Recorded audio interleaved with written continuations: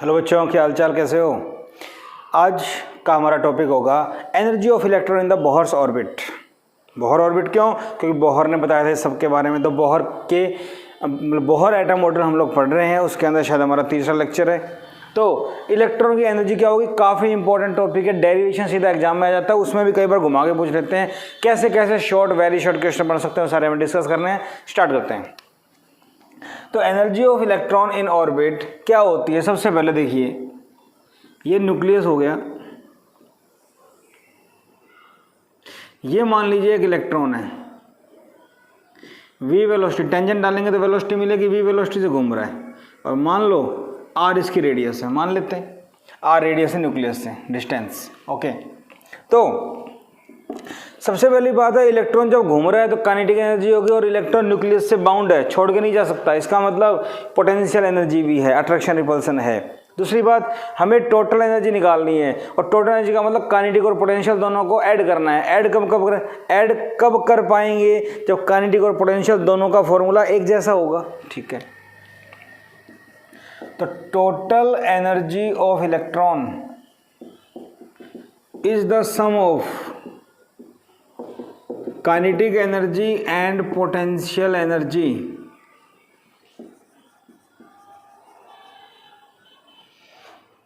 इतनी बात समझ में आ गई? ठीक है, तब दोनों हमें निकालना है। देखिए, काइनेटिक एनर्जी ऑफ इलेक्ट्रॉन ये निकालना है। Since Bohr's first postulate, Bohr का फर्स्ट पोस्टुलेट क्या कहता है? mv square by r centripetal force kz e square by r square. अगर आर को मैं कैंसिल कर दूं, क्या बचा? mv square kz e square by r. दोनों साइड अगर 2 से डिवाइड कर दिया जाए तो कोई फर्क नहीं पड़ेगा। This is kinetic energy. Kinetic energy मेरे पास आ गई। ओके, और इसको अगर मैं k मान लेता हूं, ये कूलम्स कांस्टेंट है, थोड़ा सा हम डिफरेंशिएट कर देते हैं इसको, कोई दिक्कत नहीं है। ये काइनेटिक एनर्जी आ गई k। मेरे ख्याल से बात समझ में आ गई। हल्की डिस्टर्बेंस, सॉरी, अवॉइड करो। ठीक है, now potential energy.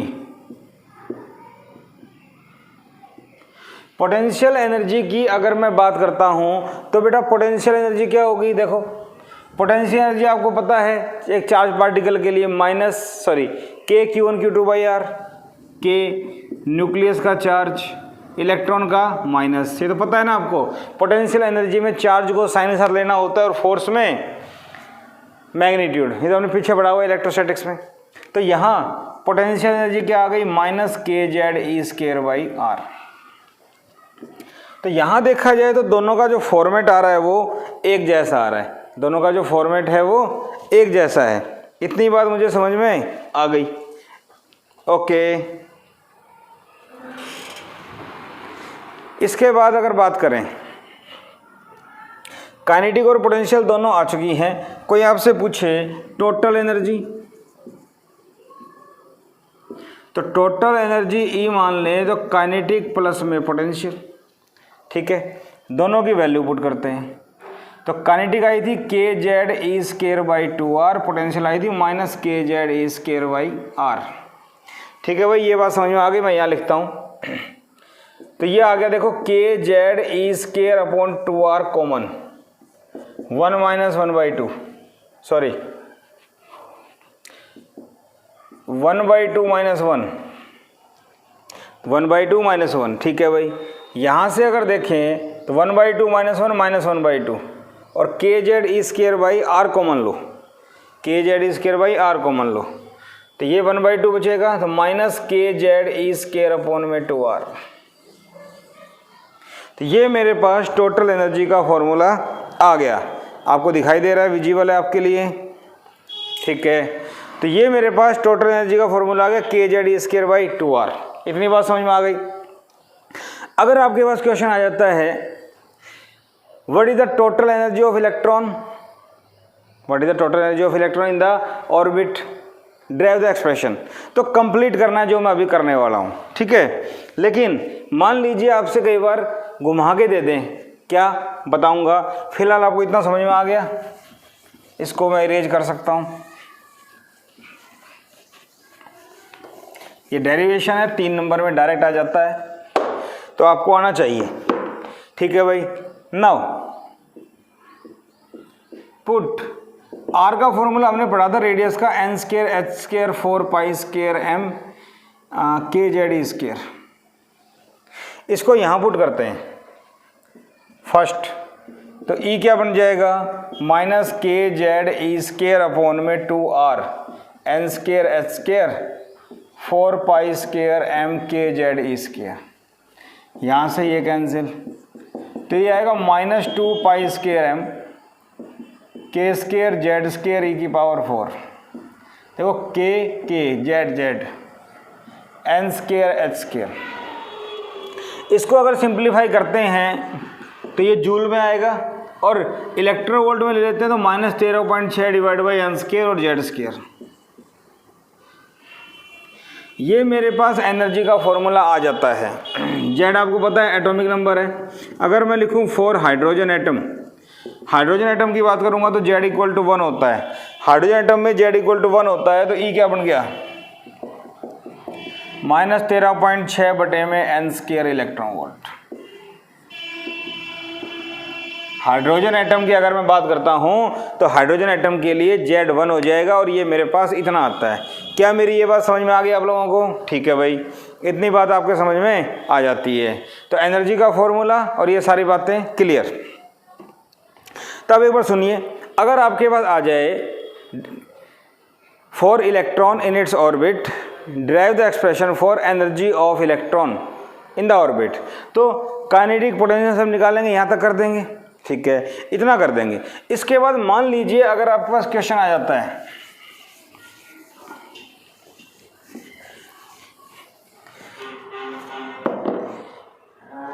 Right the postulate of quantization of stable orbits, right? क्यों डिफाइन आ जाए, define the Bohr postulate of stationary stable orbits and drive the expression for kinetic energy and prove that kinetic energy is half of the potential energy. ये सवाल आ जाए, kinetic energy is half of the potential energy, तो derivation यही करना है आपको। Definition तो पहले करवा चुका हूं मैं, डेरिवेशन यही करना है, थोड़ा सा डिफरेंस। कैसे? काइनेटिक एनर्जी क्या आई थी, k Z e square upon 2r।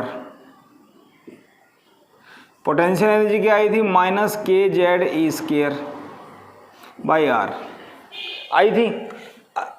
उसने कहा काइनेटिक पोटेंशियल की हाफ है, तो कुछ नहीं करना, ये चीज़ हमारी आ चुकी थी, दोनों को डिवाइड कर दो, के बाई यू, इन दोनों डिवाइड करूँगा के Z e square by 2r, तो माइनस बचेगा, एक 1/2 बचेगा, u को उधर ले जाओ, प्रूव हो गया। तो इसमें कोई नई चीज़ नहीं है, प्रूव हो गया। इतना आप लोग कर सकते हैं, मेरे ख्याल से आपको बात समझ में आ गई। ठीक है, इसके बाद देखो, सोचना ध्यान से, ई टोटल एनर्जी है, ये काइनेटिक एनर्जी है, ये पोटेंशियल एनर्जी है। क्या के का फॉर्मूला ई के फॉर्मूले के बराबर है, के जेड इसके 2r, के जेड इसके 2r। इसका मतलब kinetic energy minus of total energy बराबर है। मतलब अगर इलेक्ट्रॉन की किसी ऑर्बिट में टोटल एनर्जी दे दे, मतलब सम ऑफ काइनेटिक एंड पोटेंशियल, तो टोटल जितनी है वो नेगेटिव है, इसका मतलब इलेक्ट्रॉन बाउंड है, बंधा हुआ है। लेकिन उस नेगेटिव का पॉजिटिव बना दो, वो क्या बन जाएगी, काइनेटिक। तो टोटल एनर्जी का नेगेटिव कर दो, काइनेटिक एनर्जी आ जाएगी। ठीक है, अच्छा, पोटेंशियल एनर्जी का रिलेशन बता दिया, काइनेटिक और पोटेंशियल का रिलेशन यहाँ आ गया, और टोटल का चाहिए, तो टोटल एनर्जी क्या हो जाएगी, ई u/2, क्योंकि u में के जेड स्क्वायर बाई आर है, इसमें ये है, दोनों ही नेगेटिव हैं, इसलिए प्लस का आ जाएगा। तो टोटल जो एनर्जी है वो कम है, पोटेंशियल ज़्यादा होती है। देखो ध्यान से, पोटेंशियल में 2 नहीं आ रहा, या टोटल में 2 आ रहा है, काइनेटिक में 2 आ रहा है, तो पोटेंशियल एनर्जी काइनेटिक और टोटल दोनों से ज़्यादा होती है। तो पोटेंशियल का half with negative sign kinetic, potential का हाफ विद पॉजिटिव साइन या टोटल। तो ये 3 फॉर्मूले याद करो, इनके ऊपर सवाल बन जाते हैं। हमारी बात समझ में आ गई? ठीक है, तो डेरिवेशन कर सकते हैं, कंसेप्ट समझ में आ गए। इनके ऊपर क्वेश्चन कैसे बनते हैं वो देखते हैं अभी। और 13.6 बटे n स्क्वायर इलेक्ट्रॉन वोल्ट जो एनर्जी आई, वो इलेक्ट्रॉन वोल्ट है, देखो ई एन nth ऑर्बिट की energy -13.6/n² electron volt. For n equal to 1 first orbit, ground state बोलेंगे इसको, न्यूमेरिकल में दे देते हैं, तो ई कितना आ गया, ठीक है। For n equal to 2 second orbit, सुनना ध्यान से, second excited state,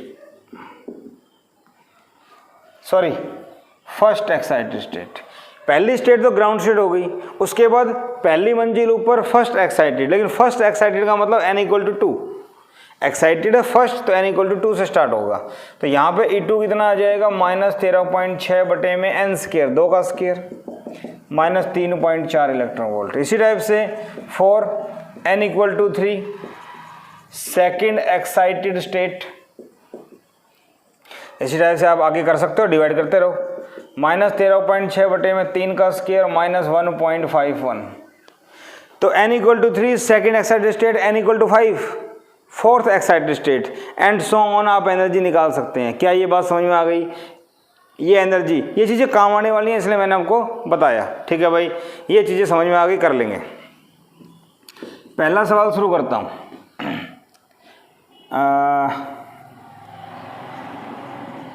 energy of electron in H atom in ground state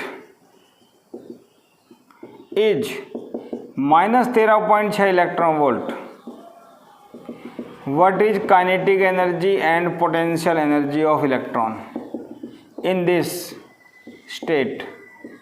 kinetic और पोटेंशियल बताओ। टोटल एनर्जी क्या दे रखी है? -13.6।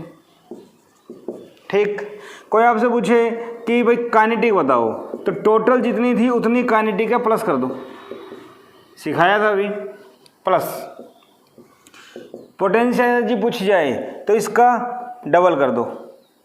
देखो फॉर्मूला बताया था E equal to U/2, U हमेशा ज़्यादा होता है, तो U इक्वल टू 2E। बात समझ में आ रही है? पोटेंशियल एनर्जी टोटल का डबल, तो पोटेंशियल के आगे डबल कर दो, 27.2। क्या मेरी बात समझ में आ गई? ठीक है, दिख रहा है आपको? इसका डबल कर दो, 2 से गुणा कर दो, ये आ जाएगा। ठीक है, तो टोटल जो एनर्जी दे रखी है उस टोटल के बराबर काइनेटिक है, प्लस करके, और टोटल का डबल कर दो, पोटेंशियल आ जाएगी। और मान लो काइनेटिक दे दे तो ऐसे ही करना है। अगर इसको प्लस का कर देंगे तो काइनेटिक गिवन है, इसको माइनस का कर दो तो टोटल हो जाएगी, इसका डबल करके माइनस लगा दो, पोटेंशियल हो जाएगी। मेरे ख्याल से बात समझ में आ गई। कर सकते हैं हम लोग।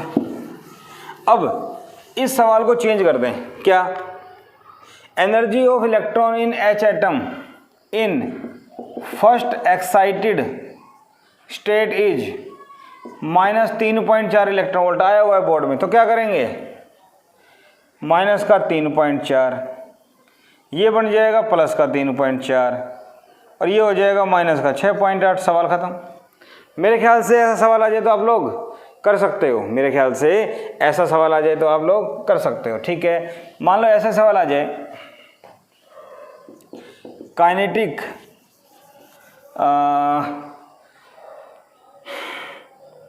फर्स्ट एक्साइटेड सेकंड एक्साइटेड, ये आ जाए। ठीक है, find kinetic energy and potential energy of electron इन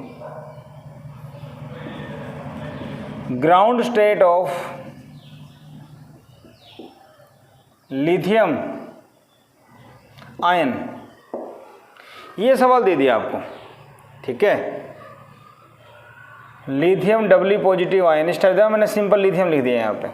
तो इसके लिए क्या करें? -13.6 n²Z² फॉर्मूला होता है for lithium Z equal to 3। तो E1 का निकालना है, -13.6 / 1 का स्क्वायर, Z कितना है 3, 3 का स्क्वायर 9।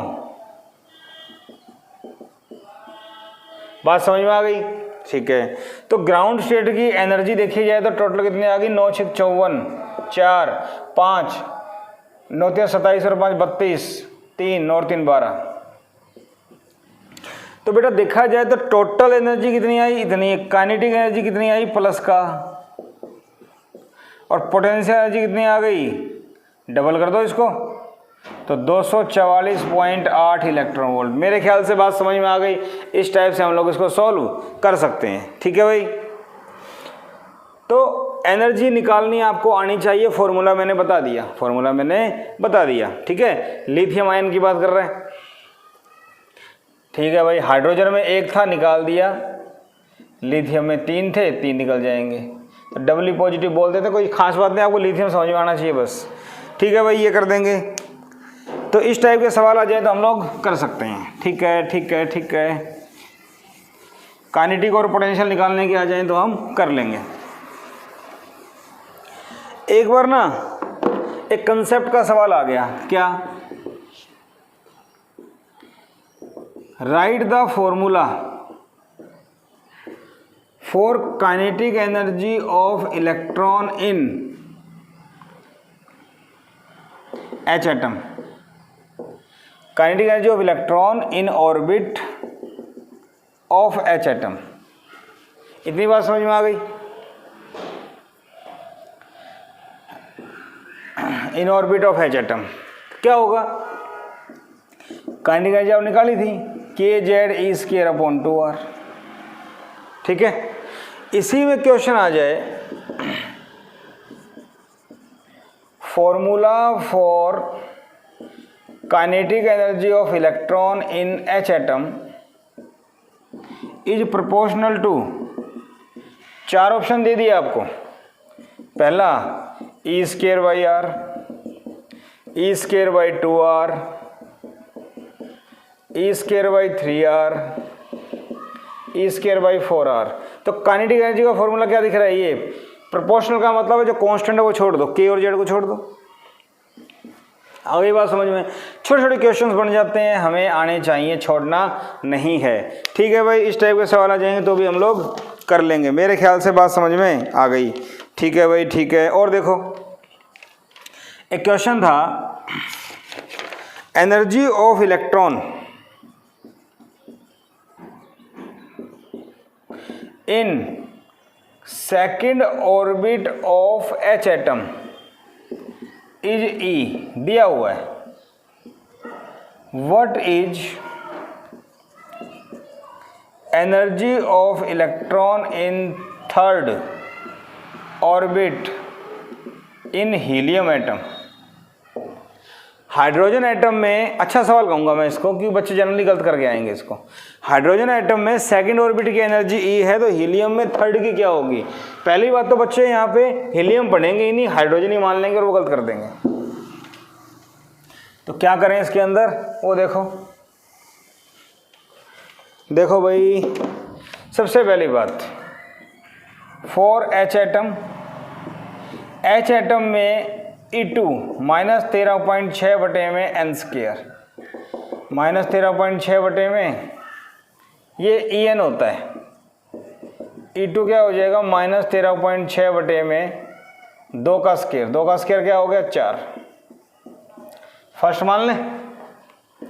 फॉर हीलियम, हीलियम के लिए En -13.6 बटे में n² Z² हो गया।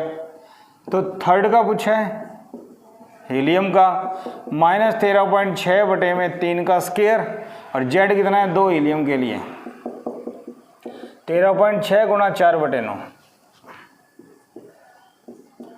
E3।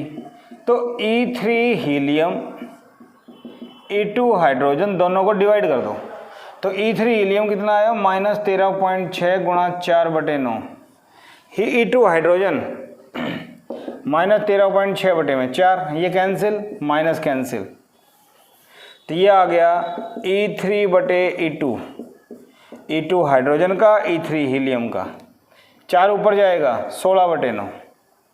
जनरली बच्चे गलत करके आएंगे इसको, लेकिन मेरे ख्याल से आपको समझ में आ गया, जो फॉर्मूला अप्लाई करना है और हम सोल्व कर सकते हैं इसको। इंपॉर्टेंट सवाल कहूँगा मैं इसको, थोड़ा सा ध्यान से करो। ठीक है भाई, ये बात समझ में आ गई।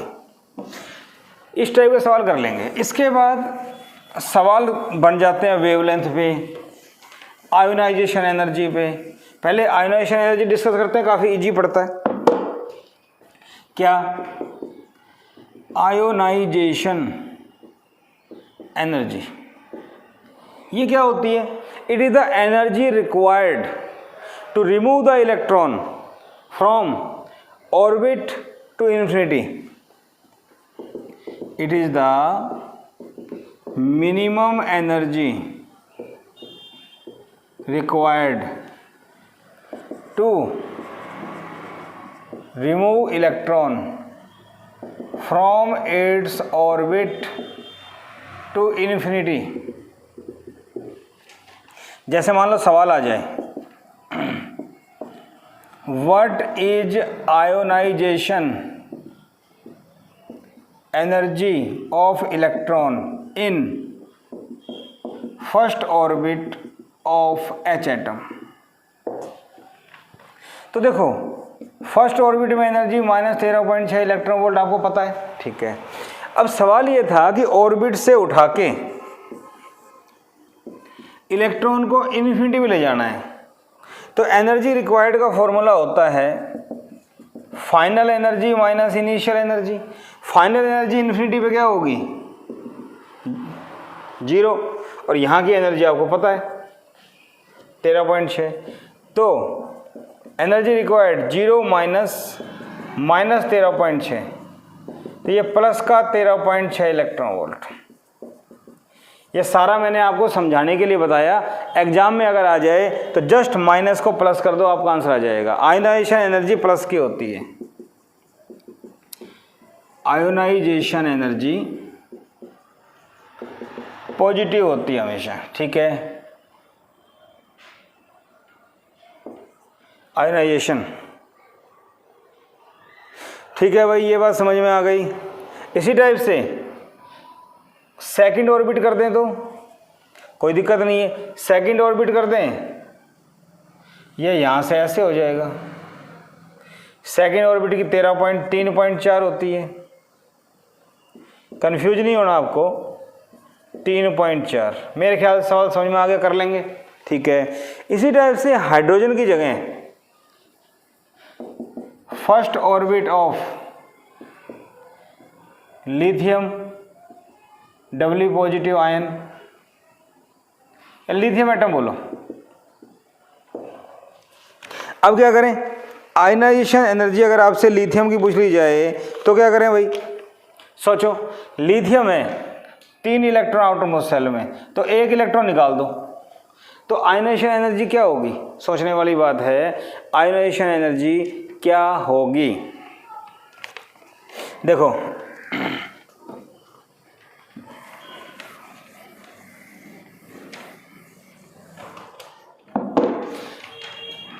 ये न्यूक्लियस है, लिथियम में 3 इलेक्ट्रॉन है। पहले ऑर्बिट में 2 आ सकते हैं, तीसरे में 1 आ सकता है, तो पता है K सेल L सेल, पता है ना। 1 इलेक्ट्रॉन निकालना है सेकंड सेल से, तो सेकंड से निकालना है तो सेकंड ऑर्बिट हो गया ये, ठीक है। तो क्या फॉर्मूला हो गया? -13.6 Z² बटे में n²। तो सेकंड ऑर्बिट का 1 इलेक्ट्रॉन निकाल रहे हैं, 1 निकाल रहे हैं, तो सेकंड ऑर्बिट का हो गया। तो यहाँ देखो -13.6, लिथियम के लिए Z है 3, n कितना है दूसरा, तो हो गया -13.6 गुणा 9/4। क्या बात समझ में आ गई? तो ये हो जाएगा -4 तिया 12, 1 4 चौक 16, 9 चौक 36, 3 9 27 और 3 30। क्या मेरी बात समझ में आ गई? 9 चौक 36, 3 9 27 30। तो इतनी एनर्जी इलेक्ट्रॉन की होगी यहाँ पे भाई, 2 यहाँ पे। इसको निकालने के लिए -30.6 इलेक्ट्रॉन वोल्ट एनर्जी चाहिए।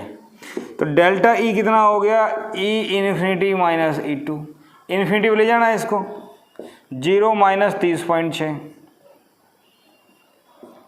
तो ये प्लस का हो गया। आई थिंक बात समझ में आ गई आप लोगों को, आई थिंक बात समझ में आ गई, कोई कन्फ्यूजन नहीं है। हाइड्रोजन एटम में तो आपको पता लग गया 13.6 का फॉर्मूला सीधा, n फर्स्ट सेकंड थर्ड। तो लिथियम के ऊपर 1 पॉजिटिव है, 1 इलेक्ट्रॉन निकलेगा। ये ऐसे होते हैं, 3 इलेक्ट्रॉन होते हैं लिथियम में, L3, 2 और 1 3, तो सेकंड ऑर्बिट से निकालना है, सेकंड ऑर्बिट से निकालना है, 2 आ जाएगा, सोल्व कर लेंगे इसको।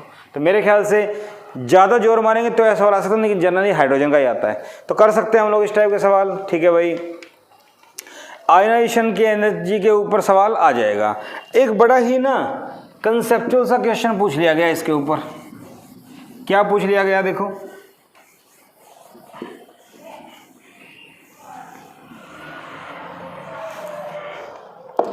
एक बड़ा ही कंसेप्चुअल सा क्वेश्चन पूछ लिया गया। How would ionization energy change if electron in hydrogen atom is replaced by a particle having same charge but mass 200 times more। Mass 200 times है, सिंपल लिखो इतना 200 टाइम्स। तो देखो आयनाइजेशन एनर्जी मतलब टोटल एनर्जी होती है ना, आयनाइजेशन एनर्जी जो है वो टोटल 13.6, उसका फॉर्मूला क्या आया था, kZe²/2r, ठीक है। इसमें अगर मैं r की वैल्यू पुट करता हूँ तो ये क्या आया था, -2π²m/k²z²e⁴ फॉर्मूला मुझे पता होना चाहिए। तो यहाँ देखा जाए तो आयनाइजेशन एनर्जी सब कुछ छोड़ दें, मास के डायरेक्ट लिए, इसका मतलब मास 200 गुना हो गया, तो ये भी 200 गुना हो गया। तो if mass changes to 200 times then ionization energy also changes to 200 times. 1 या 2 नंबर का सवाल बनता है, लेकिन बहुत अच्छा सवाल है, आप लोग कर सकते हो इसको, ठीक है भाई। ये बात मुझे समझ में आ गई, ठीक है।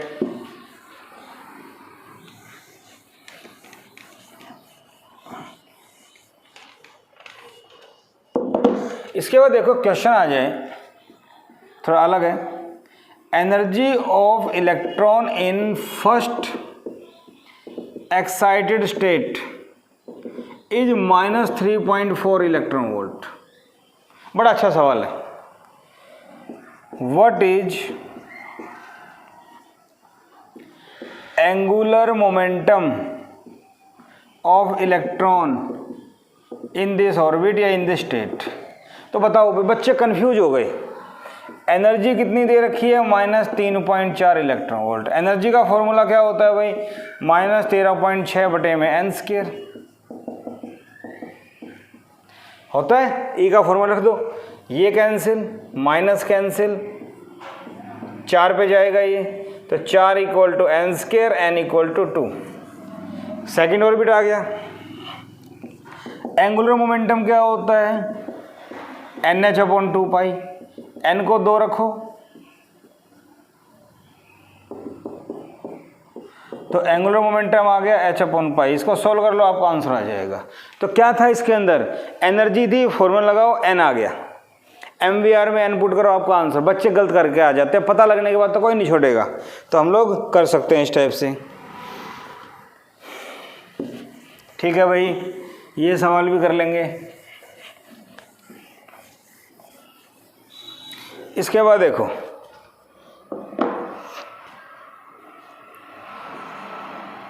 Find wavelength of emitted electron from ground state of hydrogen atom.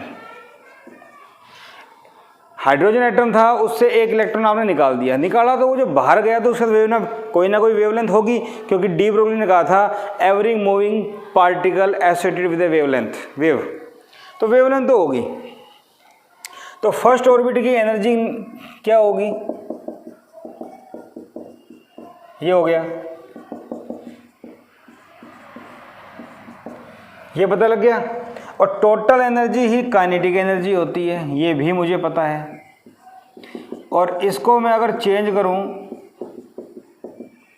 Joule में तो भी हो जाएगा। 16 6 96, 9 16 3 48, 48 और 9 57, 5 16 और 5 21। ठीक है भाई, 2 के बाद पॉइंट लग गया।